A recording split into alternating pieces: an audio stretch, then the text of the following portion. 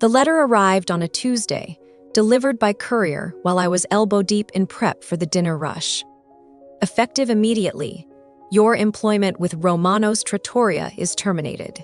I read it twice, flowers still dusting my hands, the sound of my own kitchen humming around me. The kitchen I'd rebuilt from ruins, the staff I'd trained, the menu I'd crafted from memory and heart. 22 years of my life reduced to legal letterhead. But here is what they didn't know. I'd been expecting this moment for months, and I was ready. I never planned to save Romano's Trattoria. When I moved back to Chicago in 2002, fresh out of culinary school and drowning in student debt, the family restaurant was 3 months from bankruptcy. The health inspector had given them a D rating. The dining room smelled like grease and defeat. My uncle Giuseppe, who'd run the place since my grandfather died, spent more time at the track than in the kitchen. "Just help us get back on our feet, Maya," my Aunt Carmela pleaded. A few months, maybe a year. I was supposed to be staging at Alinea, working under Granta Katz, building my career in the city's elite culinary scene. Instead, I found myself at 5 a.m. every morning, scrubbing years of grime from pizza ovens and teaching teenage line cooks the difference between al dente and mush. The Romano family had always been complicated. Giuseppe had 3 kids: Marco, who'd moved to California and wanted nothing to do with the restaurant; Sophia, who worked as a realtor and saw the property purely as an investment; and Tony, the youngest, who'd been in and out of rehab more times than anyone wanted to count. Then there was my side of the family. My father had been Giuseppe's brother, but he died when I was 12, leaving my mother and me as the charity cases, who got invited to Sunday dinners out of obligation, rather than love. But I understood food. I understood how a perfect risotto could make someone close their eyes and remember their grandmother's kitchen. I understood that restaurants aren't just businesses. They're places where life happens, where couples have first dates and families celebrate graduations, where lonely people come to feel less alone. So I stayed. 1 month became 6. 6 became 2 years. I revamped the menu, balancing authentic Italian traditions with modern techniques. I instituted quality control, rebuilt relationships with suppliers, trained staff who actually cared about what they were serving. The health inspector gave us an A. The local food critic wrote a rave review calling Romano's a hidden gem serving soul-warming Italian comfort food with sophisticated flair. Busyness tripled, then tripled again. Success, I learned, is a magnet for family members who had previously been nowhere to be found. Tony reappeared first, clean-shaven and claiming 18 months of sobriety. He'd found Jesus, he said, and wanted to contribute to the family legacy. Giuseppe, always weak when it came to his youngest son, welcomed him back with tears and promises of a management role. Then came Vincent, Giuseppe's nephew from Boston, armed with an MBA and 1,000 opinions about optimizing operational efficiency. He'd spent 10 years in corporate consulting, he announced, and knew exactly how to take Romano's to the next level. Neither of them could tell the difference between pancetta and prosciutto, but suddenly they were full of ideas. Vincent wanted to standardize portions to increase profit margins. Tony suggested a marketing campaign featuring him as the face of the Romano brand. They held family meetings I wasn't invited to, discussing the future of the business. The shift started small.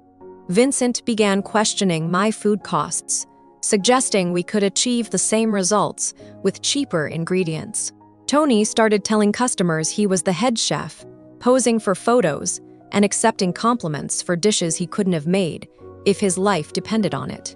When a local magazine wanted to do a feature on the restaurant's turnaround, somehow Vincent became the primary interview subject, spinning a story about family vision and business acumen that conveniently left out my role entirely.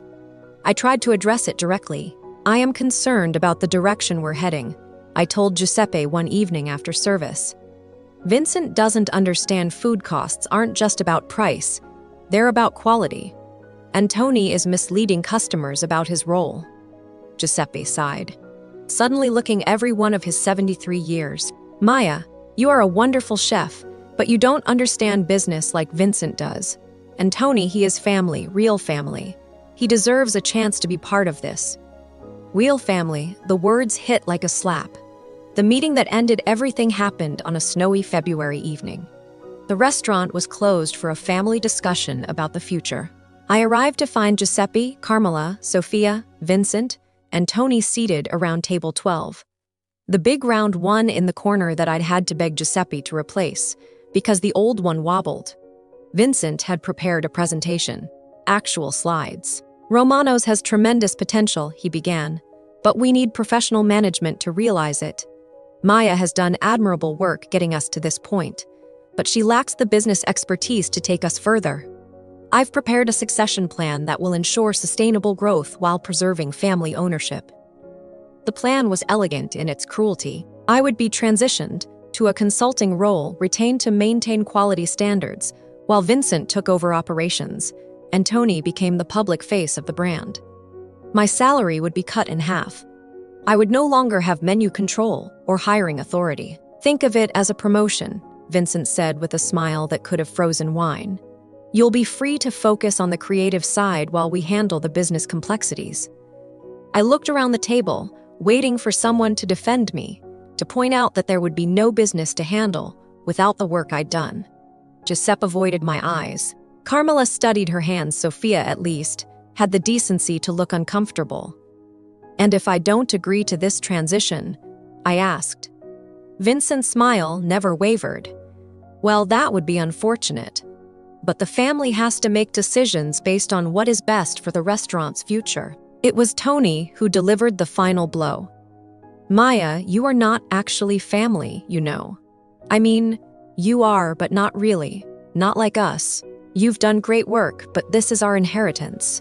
Our legacy, you understand, right? I understood perfectly. I didn't argue. I didn't storm out. I simply nodded and asked when the transition would take effect. 30 days, Vincent said. That should give you time to document your processes and train your replacement. I drove home through the snow, my hands steady on the wheel, my mind already working. They thought they were getting a restaurant. What they were actually getting was a building with tables and a kitchen. Everything that made Romano's, the relationships, the recipes, the reputation, the trained staff, the supplier connections, all of that was mine. Not legally, but practically. That night, I sat in my apartment with a legal pad and began making lists. First, the recipes. Yes, they were family recipes, but the family recipes that Giuseppe had been using were basic, old-fashioned versions that hadn't changed since 1962. Every signature dish on the current menu was my creation or my significant adaptation. The ragu that food critics raved about.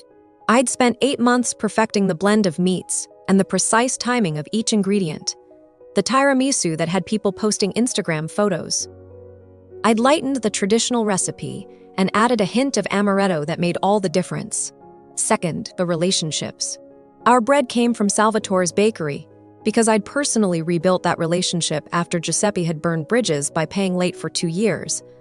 Our produce supplier gave us priority on the best ingredients because I'd spent hours with him understanding seasonal availability and building trust. Our wine list featured small Italian vineyards that I'd connected with through my own research and networking. Third, the staff. Every cook, every server, every dishwasher had been hired and trained by me. They knew my standards, my techniques, my expectations. More importantly, they knew who had stood by them when Vincent and Tony started their cost-cutting suggestions and who had protected their jobs when the family wanted to optimize labor expenses. I wasn't just the chef. I was the institutional knowledge. I was the quality control. I was the culture, and they had just fired me. I spent the next 30 days being the most cooperative, helpful, professional version of myself anyone had ever seen. I documented everything they asked me to document.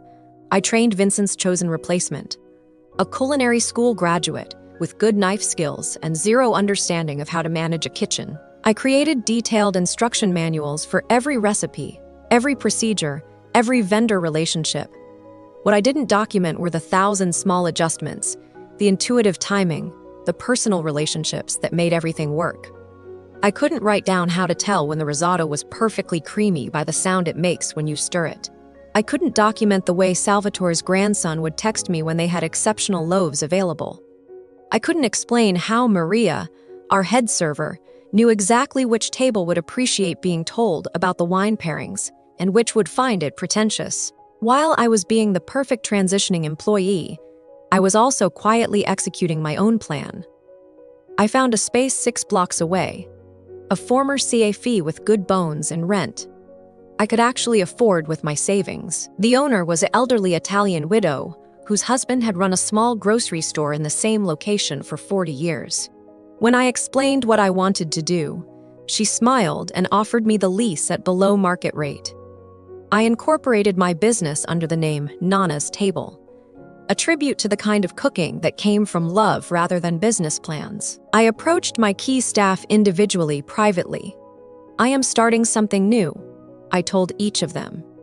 I can't match your current salary immediately, but I can offer you equity, real ownership in what we're building.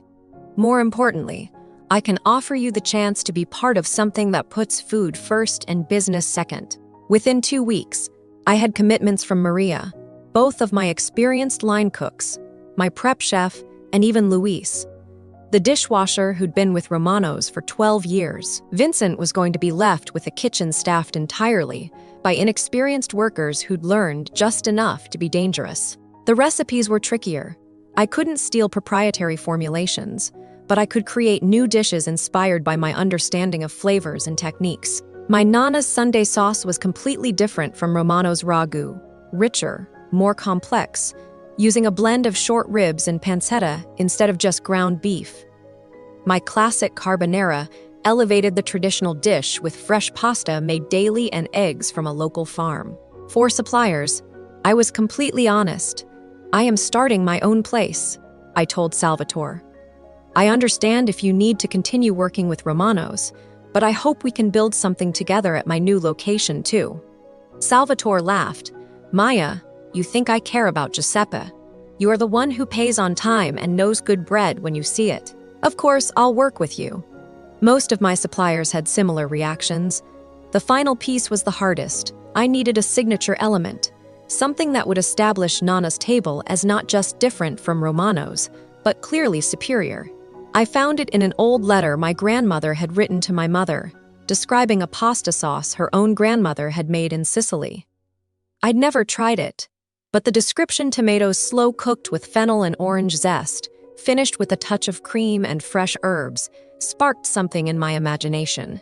I spent 3 weeks perfecting Nonna's secret sauce, and when I finally got it right, I knew I had something special.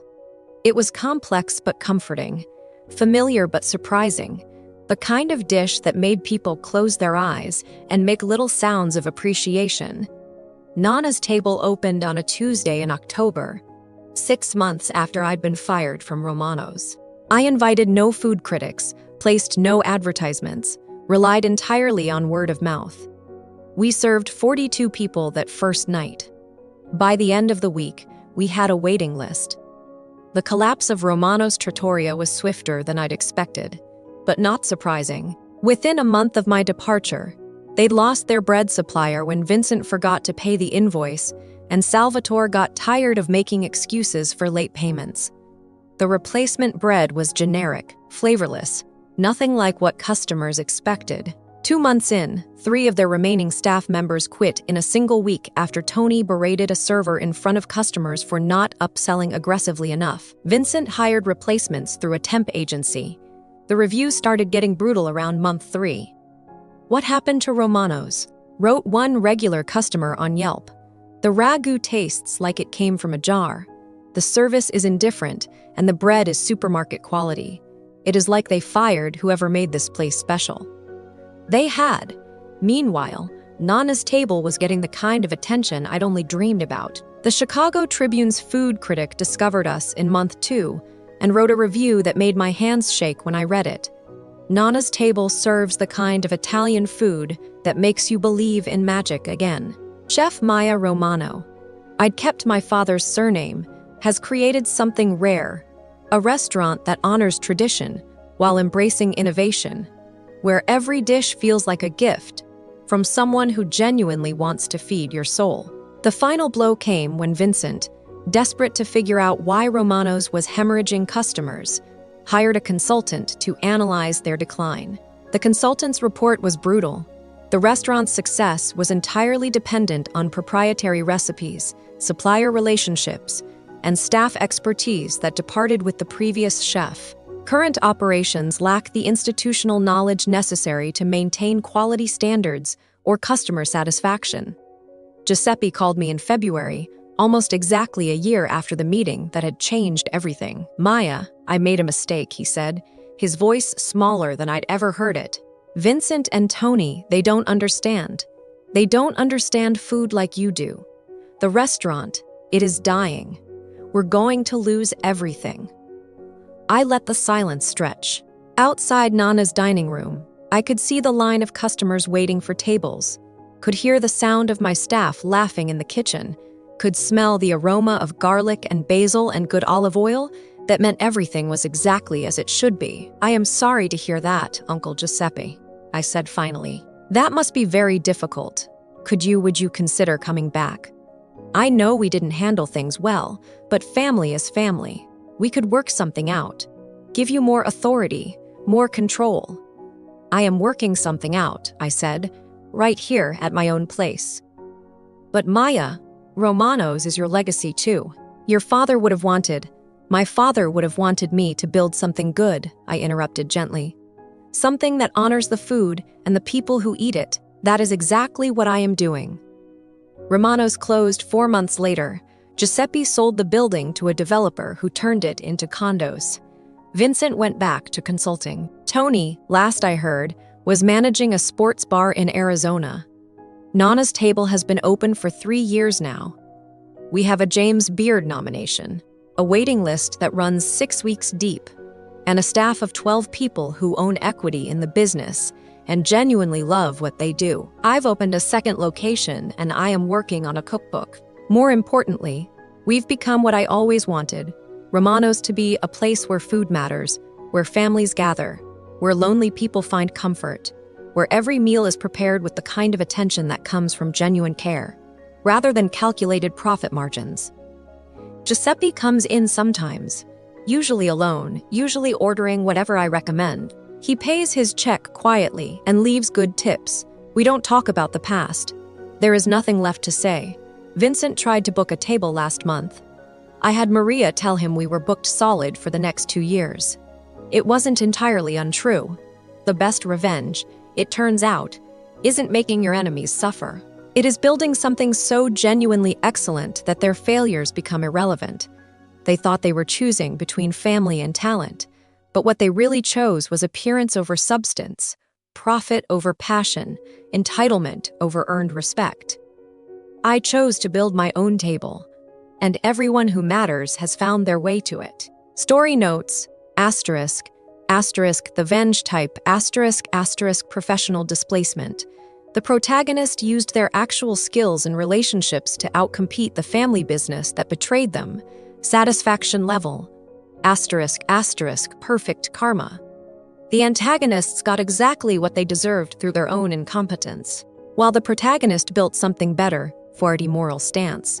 Asterisk, asterisk, the revenge was justified because the protagonist was unfairly pushed out of a business they had saved and built, and their success came from legitimate hard work and superior skills rather than sabotage.